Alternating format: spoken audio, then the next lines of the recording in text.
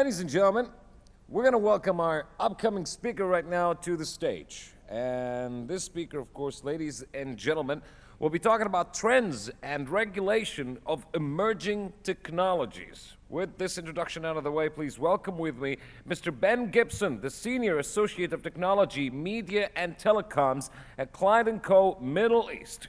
Welcome in, please.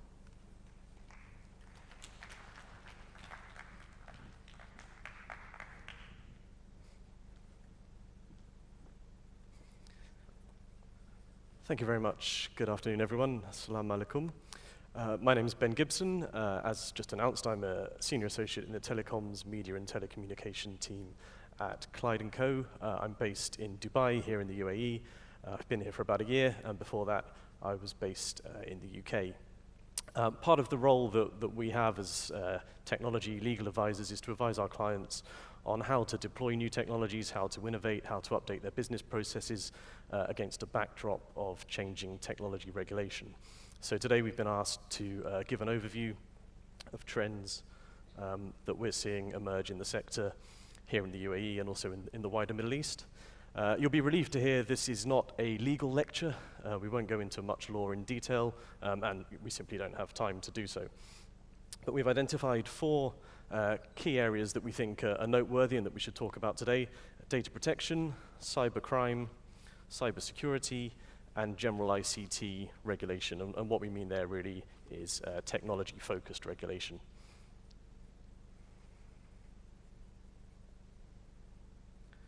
So if we start with data protection, apologies if the chair's blocking some of the info on the slide there at the bottom, but we'll cover it all anyway. Clearly the nexus between new technology and indeed old technology and the use of personal data is more prominent than it's ever been. Technology is decentralized, it's connected, and it's increasingly personalized. Just to give a couple of examples that illustrate the scale of personal data that's being gathered and being processed, the World Economic Forum estimates that 3 billion emails are sent every day, and in 2017, IBM estimated that 90% of all data, not just personal data, but all information known to mankind have been created in just the previous 2 years. So the rate of growth of data and new ways in which it can be used is growing extremely rapidly. Not surprisingly, there's a huge commercial value in personal data, and businesses recognize this and they want to unlock it. Data protection laws recognize this value, but they also recognize that unconstrained use of personal data has the potential to harm individuals. Now, the past few years have been very interesting for privacy professionals. We've had in May 2018 the GDPR coming into force in Europe, which I'm sure everyone's heard about. Very recently this year, the California Consumer Protection Act came into force, a different type of data protection law, but a data protection law nonetheless. And last year, Japan was awarded adequacy status by the European Commission. So this means that the European Commission looked at Japanese laws, it assessed them, and it decided that they provided a level of protection for personal data as strong as the laws in Europe, and that enables the free flow of personal data from Europe out to Japan. The GDPR itself, of course, has international reach, and businesses which are based in this country and in this region could actually be directly subject to the GDPR. If they have an establishment in Europe that processes personal data, if they offer goods and services targeted into the European markets, or if they monitor the behavior of individuals in Europe. So against this international backdrop of increasing focus on data protection issues, it's not surprising that we've seen regional developments. In 2018, Bahrain and Lebanon both introduced data protection laws. Those laws are based on similar concepts that are found in European laws of controllers and processors, similar types of compliance obligations. Unlike European laws, there are criminal sanctions potentially for breach of those data protection laws, so very important that businesses in those countries understand their obligations and get things right. Egypt, the Egyptian parliament approved a draft data protection law towards the end of last year. The text hasn't been published yet, but we expect that law to be introduced this year and to come into force soon. Here in the UAE, Federal Law Number 2 of 2019 dealt with data protection in the context of the use of IT in the healthcare industry. So any processing of personal data that relates to medical procedures carried out in the UAE is subject to this law, and it needs to be kept in country, it needs to be kept secure, and there needs to be organizational accountability in terms of how that's dealt with. We would be surprised if the UAE and other countries, maybe Saudi Arabia, maybe Oman, did not introduce full cross-sector federal data protection laws at some point pretty soon, possibly even this year. Now, we've also got free zones in the UAE. The larger ones have tended to have data protection laws for some time, so quite near here, the Abu Dhabi Global Market has a data protection law. That's based on the European Privacy Directive, which is the old European data directive that predates GDPR. The DIFC, the Dubai International Financial Centre, that also has a very similar law based on those European Privacy Directive principles. The DIFC this year is updating that law. It's issuing a new data protection law, which is based much more closely on GDPR. So businesses that provide services to DIFC-based companies and DIFC-based companies themselves will need to understand those obligations. So I think in terms of data protection, the takeaway message is very clear for businesses in the region, and it's that this is an issue which is now a thing here. It's something which businesses will have to think about, they'll have to be aware of it.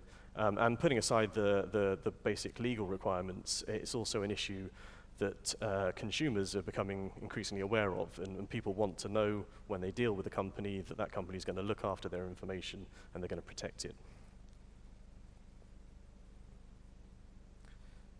So if we move on to cybercrime, cybercrime is obviously a very broad concept. It could be the one end, an industrial scale attack on a country's key infrastructure, to the other end, a fairly low-level phishing scam, for example.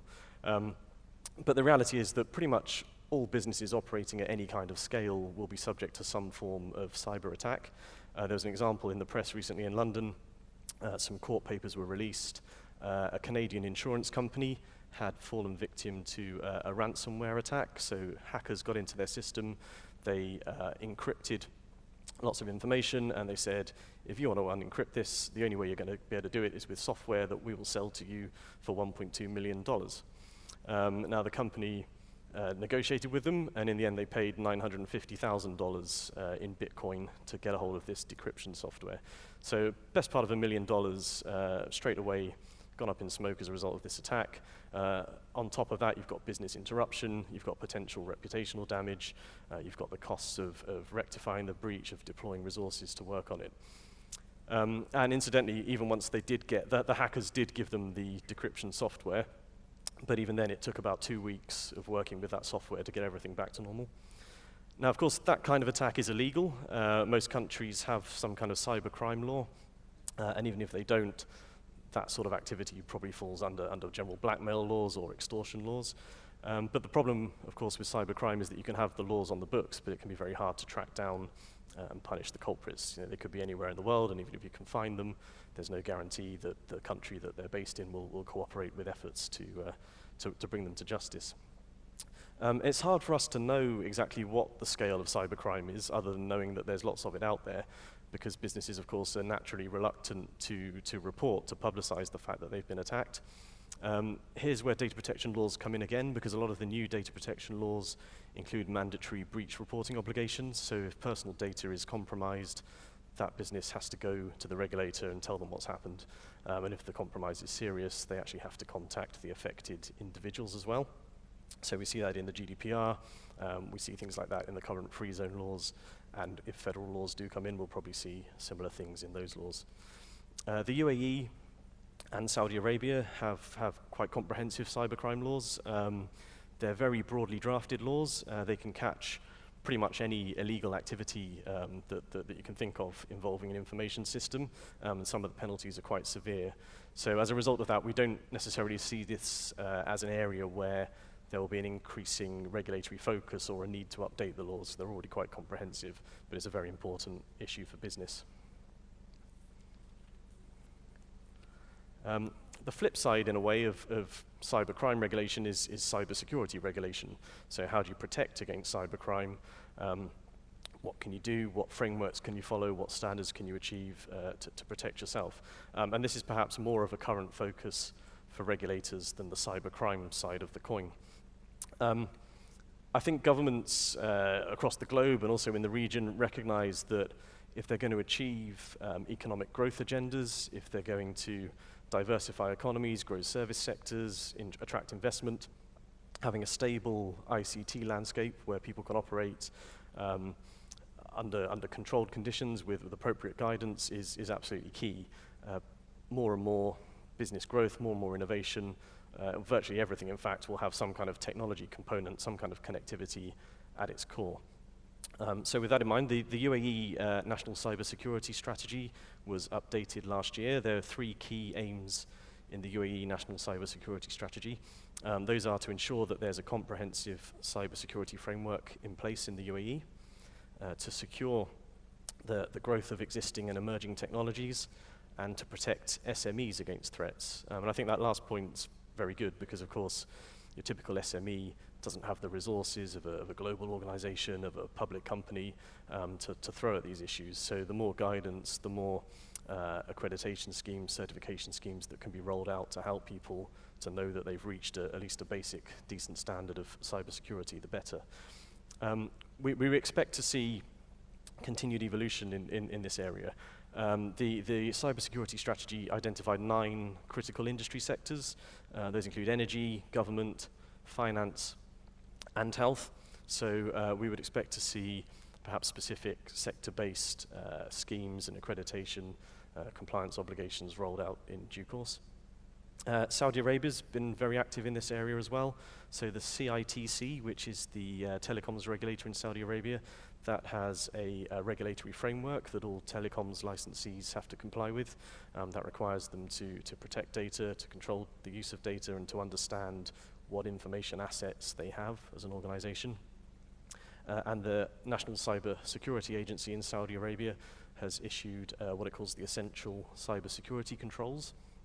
These are a set of controls that government bodies have to comply with, and they're required to classify the data that they hold by various sensitivity levels and then to apply appropriate security measures depending on what sensitivity level the data falls within. They're also required to keep data within country, so they shouldn't be using hosted services or transferring data outside of Saudi Arabia.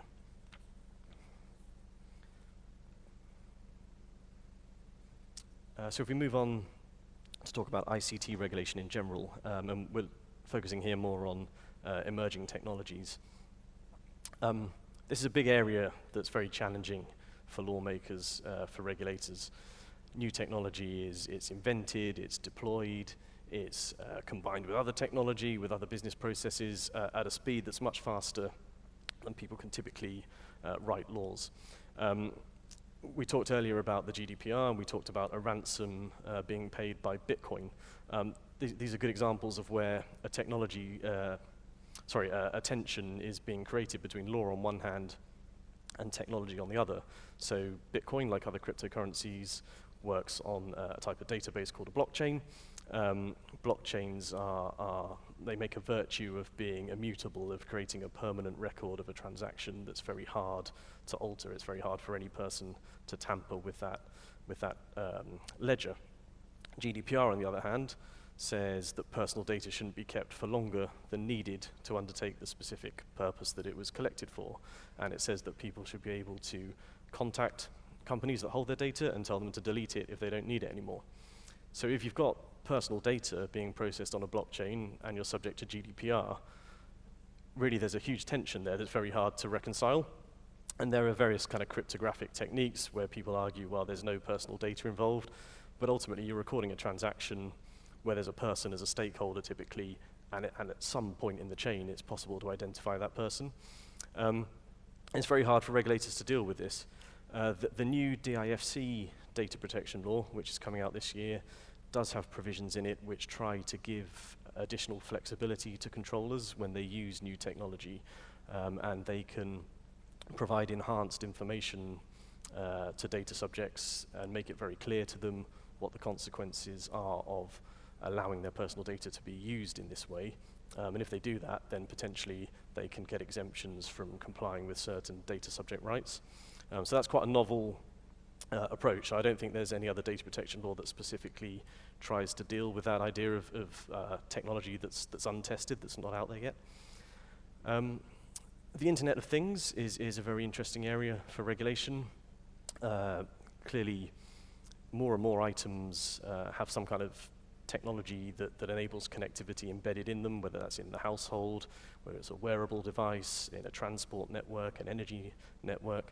And so last year, the Telecoms Regulatory Authority in the UAE issued a regulatory policy covering Internet of Things. That's going to establish a kind of a permit sort of licensing regime. It's quite new, so I think it's still being worked upon, but we would expect to see more and more regulators across the region focusing on Internet of Things regulation, particularly where Internet of Things technology is used in items of key national infrastructure or critical services like emergency services, for example.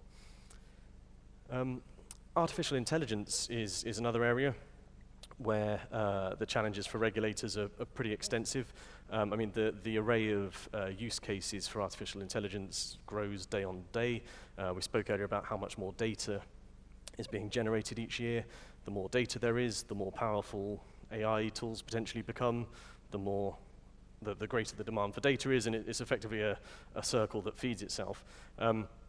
What we might see, in fact, is that because it's very hard for people to regulate in a broad brush way to deal with artificial intelligence as a concept, that actually we see regulators thinking about the nature of regulation itself, and they say, okay, rather than try to regulate for this technology, maybe we adopt a sort of precision-focused regulatory approach. So maybe we look at this use case, and we say, is there anything wrong with it? If there's nothing wrong with it, let's allow it, let's license it, let's let the technology move forwards. We'll have to see what happens. There's one initiative which we've seen the federal government in the UAE here support, which we think is great, called RegLab. So this is where the government has said to innovators, if you've got an idea and you're not sure if it's legal or you don't see how it fits that clearly into a current licensing regime, come to us, tell us about it, and let's work together. Let's test it, and let's shape that regulatory environment together. And in our view, this idea of combining private and public stakeholders to shape regulation is absolutely key when it comes to emerging technologies, because there's really no other way to align the two sides of the coin. They'll just diverge, they'll move too quickly.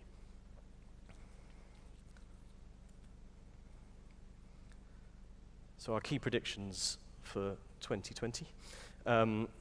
Continued evolution and expansion of data protection law, particularly at the federal level throughout the region. Increased proliferation of cybersecurity standards and mandatory frameworks. And regulators addressing the challenge of regulating for fast-moving tech and considering new models of regulation. So that's really it, a very quick canter through a very broad subject in 15 minutes with not too much law, as promised. So I'm sure everyone will thank me for that straight after lunch.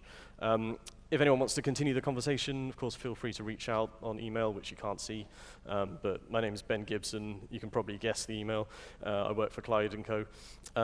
Or find me on LinkedIn. Thank you.